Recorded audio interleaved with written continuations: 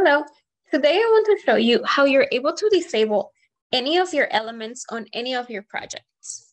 So let's say you don't want your user to interact with certain fields.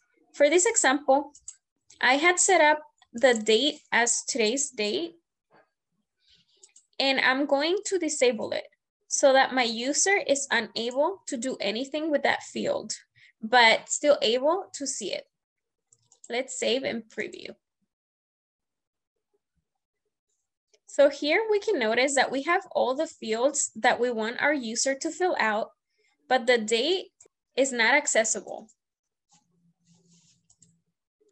Our user can go ahead and fill everything else out, and we will create the push.